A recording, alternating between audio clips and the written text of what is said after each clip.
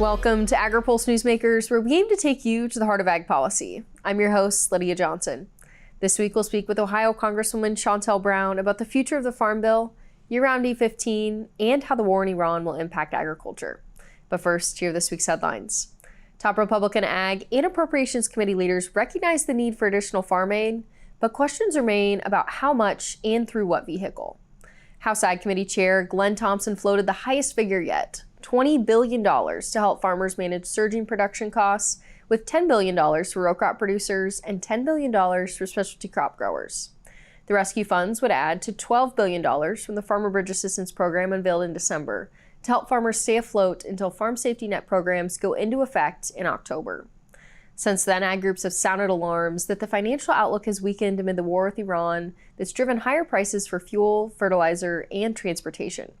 The top Senate Ag Appropriator, John Hoeven, said he's eyeing about $17 billion for farm aid support, but didn't clarify how much for row and specialty crop growers. Surveys show that most farmers can't afford enough fertilizer this spring due to market disruptions from the conflict in Iran, and the impacts will likely continue into at least 2028. Ag Secretary Brooke Rollins has repeatedly said that 75 to 80% of farmers pre-booked their spring fertilizer needs. But an American Farm Bureau Federation survey of nearly 6,000 producers found lower percentages depending on the region. In the Midwest, for example, 2 out of 3 respondents said they got what they needed ahead of time. In the South, however, only 19% had. A separate study from North Dakota State University modeled multiple scenarios, which showed that even if the latest U.S. ceasefire with Iran holds and the Strait of Hormuz reopens in short order, damage to fertilizer infrastructure in the region will keep prices elevated into 2028. The U.S. conflict in Iran is squeezing fuel and fertilizer costs for producers who are beginning or preparing to start planting.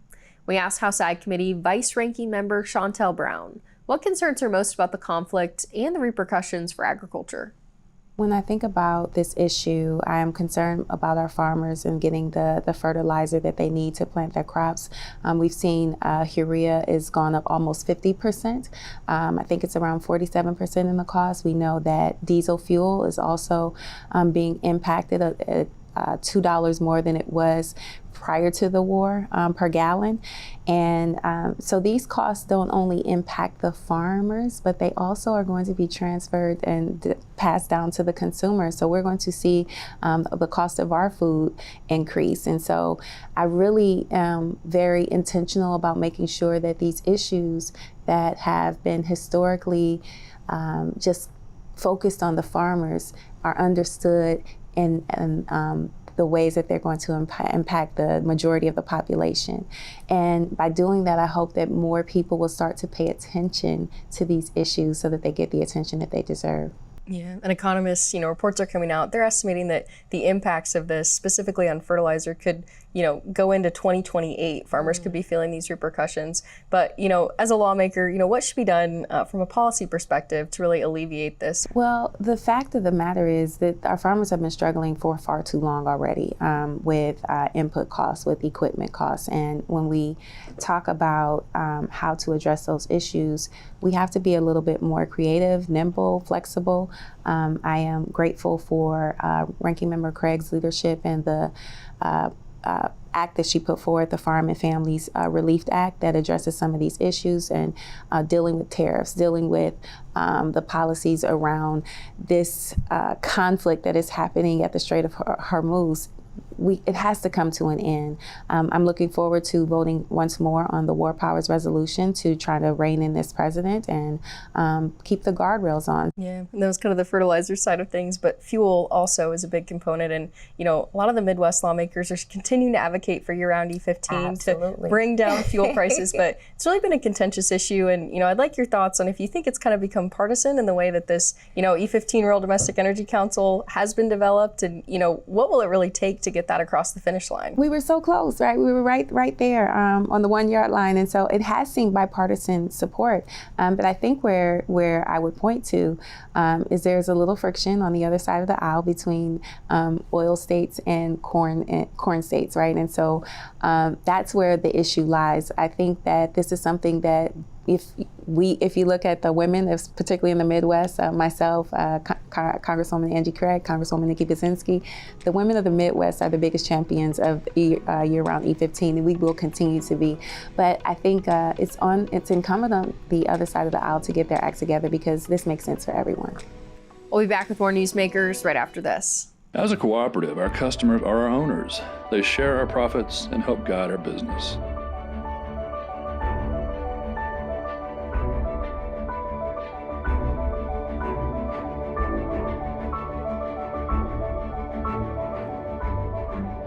We're not just another lender. We're Farm Credit, and we're here for you. I think some of sustainability to farmers just comes second nature. If you asked a farmer, are you sustainable? They'd probably look at you maybe a little funny and say, I don't think I'm doing anything that special, but it really is just what they do. We're all farmers, and our goal is taking the best care of our land, our cattle, our natural resources. This is my sustainability story.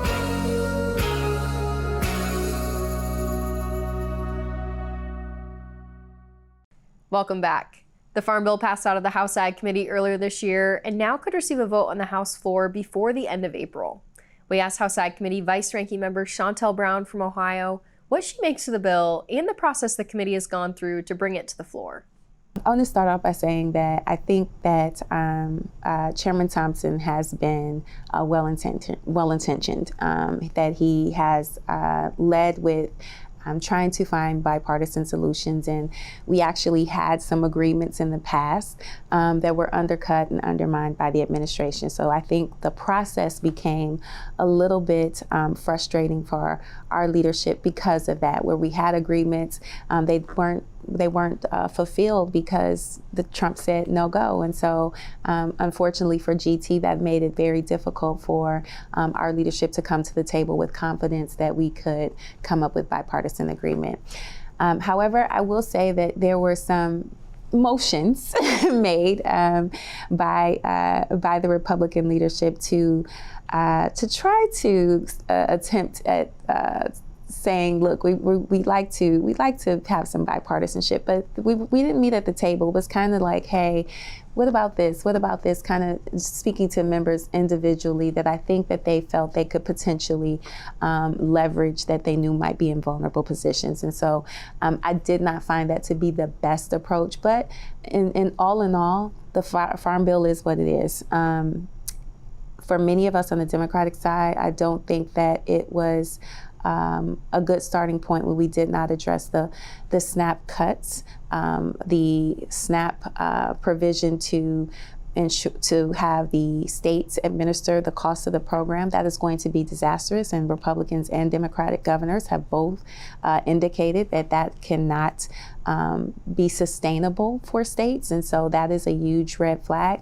But the other thing is the $1 billion cuts to conservation, the cutting of funds for research, and the failure to expand the scholarship, 1890 scholarship program. Those are pretty much non-starters for a person like me. And so if we're going to be serious, and we have to look at those things, and here we are. Yeah, and now we're seeing the Farm Bill, a vote on the House floor. Chairman Thompson says potentially before the end of April. He did recognize yesterday when I was speaking to him some of those poison pills, the Proposition 12 included in there, the pesticide preemption, but said that he's working with both Democrats and Republicans to get the votes needed on that. I'm curious, it will be on the House floor. Is that something that, with how important the Farm Bill is, you could potentially vote for? And where do you think that your Democrat colleagues are at? Well, I think if we don't address the issue around the cost shift to states, that it's going to be difficult to get a lot of support from the Democrats, and that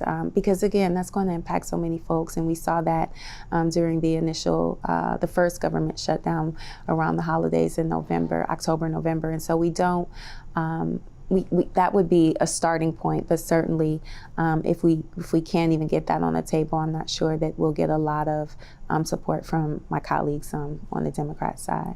Yeah. And when we look to the future of the Ag Committee, Ranking Member Craig now will be leaving to pursue her Senate run, so she'll complete the end of this Congress. And you will be the next in line to be the top Democrat on the House Ag Committee. So I'm curious, just, your tenure on the committee, your tenure in Congress, kind of how, I guess maybe first question, if you, still be open to that top Democrat on the committee, but also, how you would maybe lead the committee different than what we've seen this Congress. Well, certainly would be interested, but my main priority, as I continue to say, is supporting the ranking member, supporting the committee and the caucus however they need me.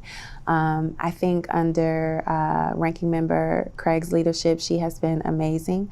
I am grateful that she has really taken me under her wing, included me in the leadership conversation, so that when the moment arises, I would be in a great position to be able to hit the ground running. I think that because we're in a place where the Farm Bill has been in such a so long overdue, right?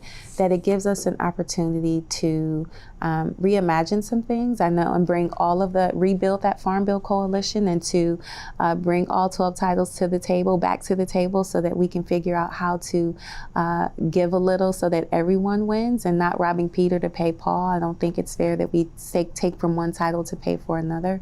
And so I would love to be able to bring that type of coalition back, and to, again, to your point, to be able to get wins that have bipartisan support, like year-round E15 across the finish line. That would be ideal. So I'm cautiously optimistic about the future. I do want to get a farm bill done. Let me be clear about that. That would be ideal, because our farmers need it. We'll be back with more Newsmakers, but first, Andrew Huneke looks at the top destinations for American ag exports in this week's Ag by the Numbers. U.S. agricultural exports have fallen over the past couple years and are projected to continue falling slightly this year. Despite that fact, the U.S. plays an important part of global agricultural trade. This chart shows the top destinations for American ag exports from 2000 to 2025. According to USDA data, Mexico was the largest market for American ag exports in 2025, receiving more than $30 billion worth of goods. Canada is right behind, receiving slightly more than $28 billion. The European Union, Japan, and South Korea round out the top five. Those 5 countries accounted for 56% of American ag exports last year.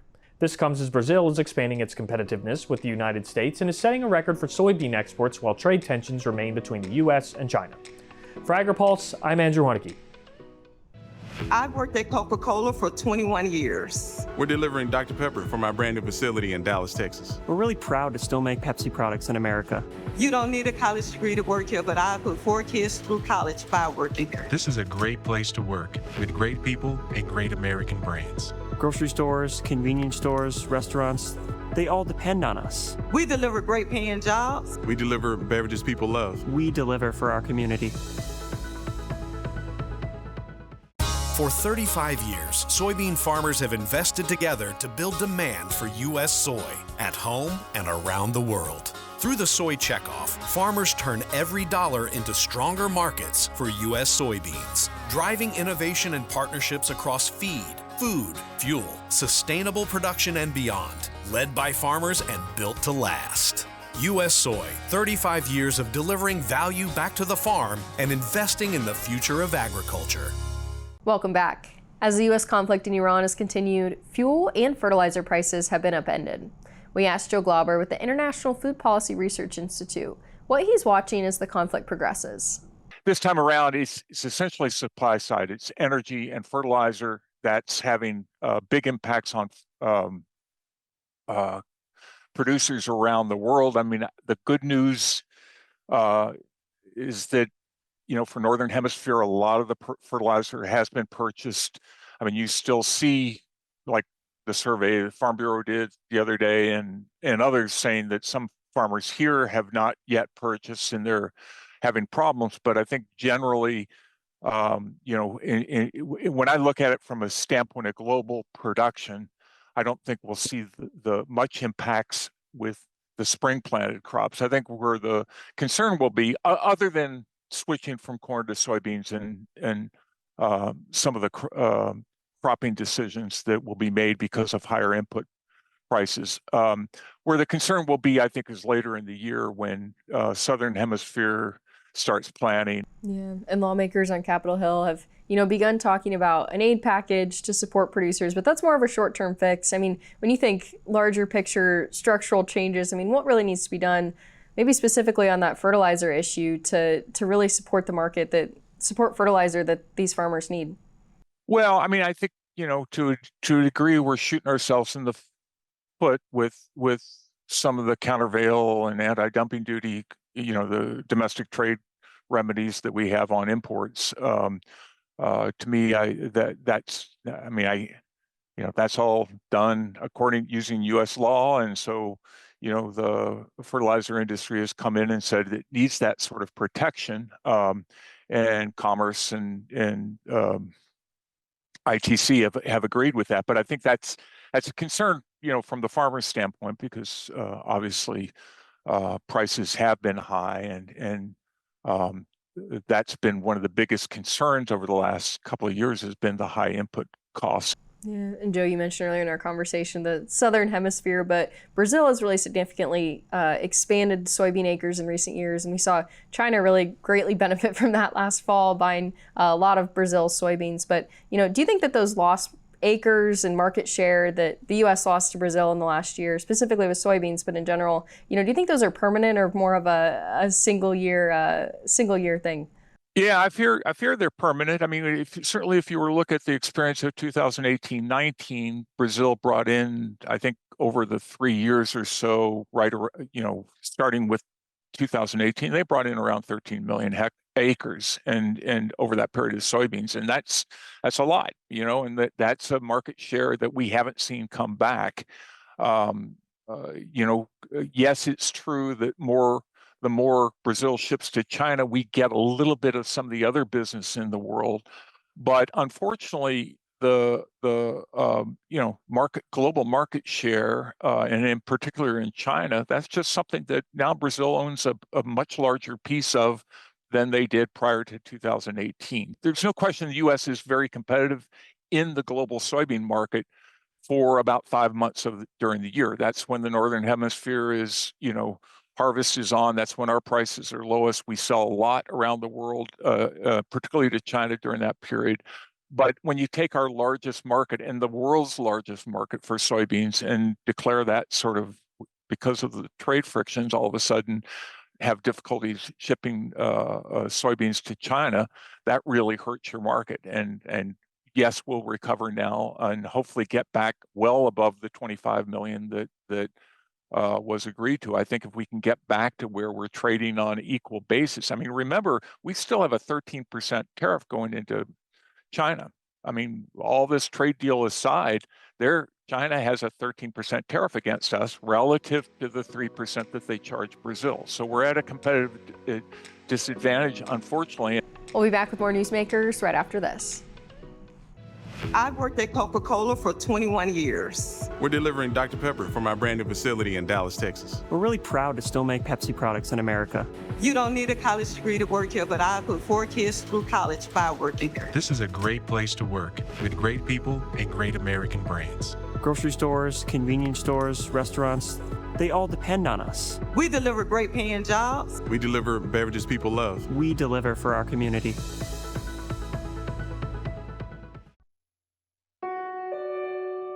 America never stops. Thanks to the financial support of Farm Credit, neither do the farmers and ranchers who call her home. Since the beginning, we've been helping rural America show the world what hard work can achieve. But the job is far from over. And as rural America grows further, we'll be there. Welcome back. Brazil is a global soybean powerhouse constrained by transportation bottlenecks. My colleague Oliver Ward traveled to the heart of Brazilian agriculture in Mato Grosso to examine the infrastructure challenges for the sector and the country's efforts to improve them. Let's take a look at his report.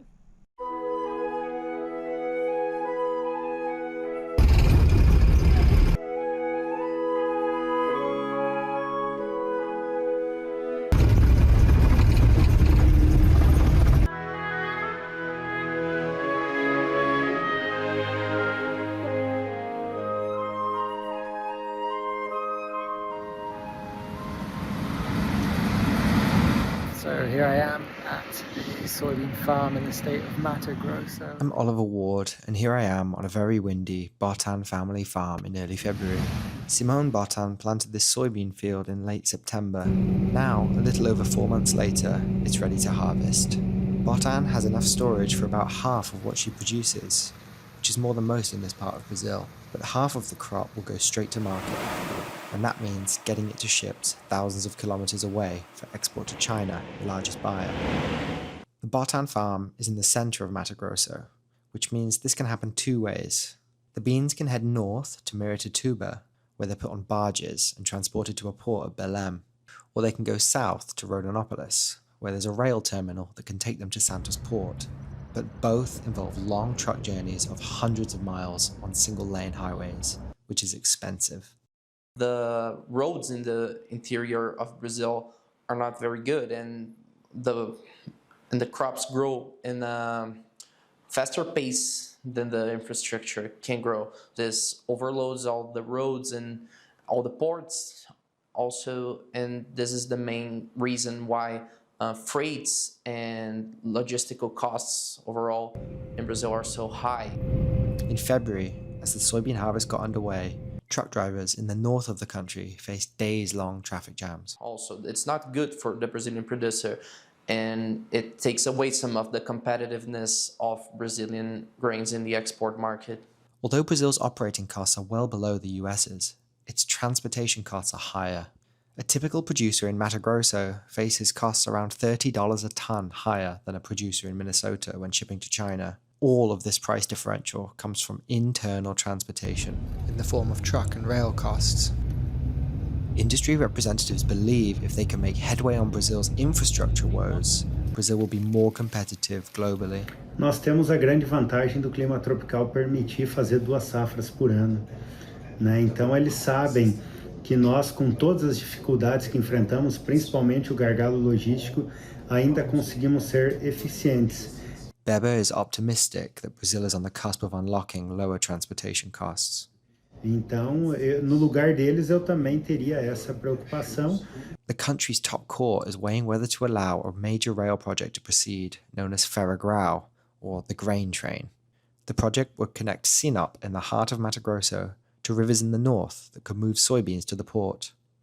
Glauber says it could cut logistics costs by around a third. But the project faces fierce opposition from climate groups, and even if approved, completion is a very long way off. More promising to some is a less ambitious project to extend the existing railway in the south of the state. Brazil's largest rail operator expects the line to reach Lucas do Rio Verde in central Mato Grosso by 2031. And at least one port terminal operator is betting this will facilitate exports. I believe that in the next maybe 5 to 10 years, Santos will need more capacity for grains. That's Fabio Sicarino, the CEO at DP World, which operates a terminal at Santos Port. A new $500 million investment DP is planning will add capacity to export another 9 million tons of grain out of the port each year. That's an almost 15% increase. With the growth of the market, I believe our terminal will be full in the third or fourth year of operation. The new terminal, currently an empty lot, is expected to be fully operational by mid-2028, he says. DP also sees opportunities in addressing some of Brazilian agriculture's other challenges. We are building some facilities, many warehouses in the countryside, contract logistics operations, freight forwarding, so we are growing. The operator has opened 6 new offices in the south of the country and plans to open more in the north. In terms of grain business, we do see huge opportunities to keep growing in this segment. Grains is something very, very strong in Brazil. It's a segment to see every time and look for new opportunities. For Agri-Pulse, I'm Oliver Ward. Register now for the 2026 Agri-Pulse Food and Ag Issue Summit in California. The event will offer participants a full day of presentations and panel discussions. You can hear from members of the California Legislature, food and agriculture leaders, along with industry experts and academics. The summit takes place June 2nd in Sacramento. See the latest information and register today under the Events tab at agripulse.com. I was kind of known as the sheep guy around here. The fire went from north to south, and it blew that way, and it went straight down the house. Lost all of our sheep literally a week before we start lambing.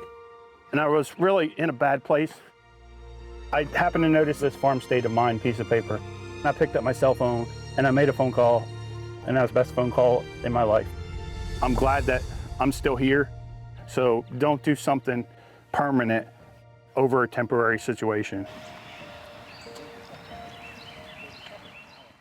Thanks for joining us for another episode of Agri-Pulse Newsmakers.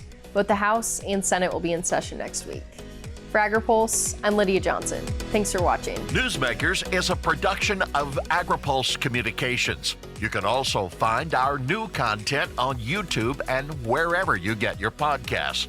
And don't forget to follow Agri-Pulse and our correspondents on social media to get breaking news and more. For agriculture, trade, food, environment, and regulatory news, your source is agripulse.com.